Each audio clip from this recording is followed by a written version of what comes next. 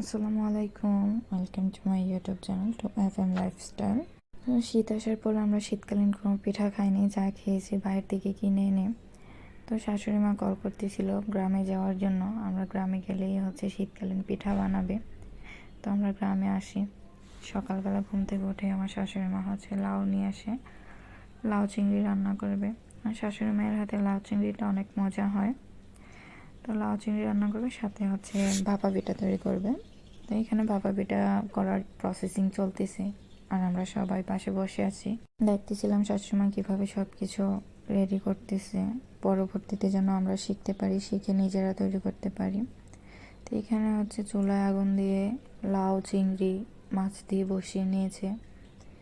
তো এগুলোর প্রসেসিংও দেখতেছি আমরা।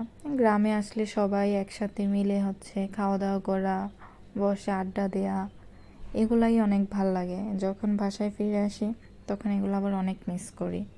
আসলে মানুষের জীবন এমন, এক জায়গা থেকে আরেক জায়গায় ছুটে করা, আর কর্মক্ষেত্রে তো এক জায়গা থেকে আরেক জায়গায় আসতেই হয়। তো সেই ক্ষেত্রে কষ্ট পেতে হবে, সবার সাথে একসাথে থাকা হয় না। যাই হোক, এখন আমাদের রান্না শুরু হয়ে গিয়েছে। এতে কত সুন্দর একটা কালার আসছে। চিংড়ি মাছ দিয়ে দিয়েছে। এগুলো ভালো করে নেড়ে চেড়ে দিবে, নেড়ে চেড়ে ঢাকা দিয়ে রাখবে।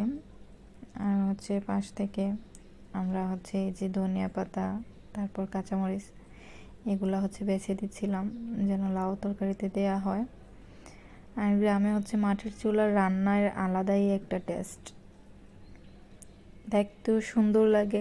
শীতকালে মাটির চুলার রান্নাই মজা আলাদা, গরমকালে যেটা বেদনাদায়ক আর কি।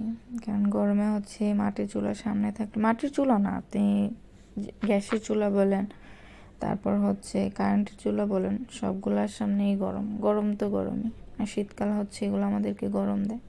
তো এখানে আমাদের লাউ রান্না প্রসেসিং শেষ। ধনেপাতা কাঁচামরিচ এগুলো দেওয়া হয়ে গিয়েছে, অনেক সুন্দর দেখাচ্ছিল। সামনাসামনি তো এত সুন্দর একটা স্মেল আসছিল। তার শেষে আমাদের লাউ রান্না শেষ। তো হাতে নিয়ে নিলাম এক প্লেট লাউ তরকারি, অনেক মজা হয়েছিল, যেটা ভাষায় প্রকাশ করা যাচ্ছিলাম। তো সেদিকে ভাপা পিঠা বসিয়ে দিয়েছে, ভাপা পিঠা হচ্ছিল, আর আমরা সবাই একসাথে বসে আড্ডা দিচ্ছিলাম। সবাই মিলে পিঠা খাওয়ার মজাই আলাদা। তো ভাপা পিঠা তৈরি করলো আমার শাশুড়ি মা। পরে আমি আসছিলাম আবার ট্রাই করার জন্য, যে দেখি আমিও একটা বানাইতে পারি কিনা। তো এখানে আমারও প্রসেসিং চলতেছে পিঠা বানানোর, এই আর কি। আমিও আমার শাশুড়ি মায়ের প্রসেসিং ফলো করে ওরকমভাবেই দিচ্ছিলাম, হয় কিনা দেখি। আগে কখনো আমার বানাই নেই।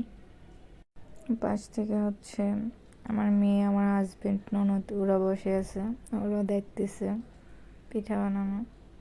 মনে পারবো, সুন্দর হবে। তো ওই আশা নিয়ে বসেছিলাম। তো ফাইনালি আমিও পিঠা তৈরি করে ফেললাম। পিঠা দেখতে অনেক সুন্দর হয়েছে। তরকারি দিয়ে খাওয়ার জন্য ভিতরে কিছু দিই নেই, তারপরে যেগুলো বানানো হয়েছে ওগুলোতে ভিতরে মিঠাই দিয়ে তৈরি করা হয়েছে। আজকে এই পর্যন্তই। সবাই সুস্থ থাকবেন, ভালো থাকবেন। আল্লাহ হাফেজ।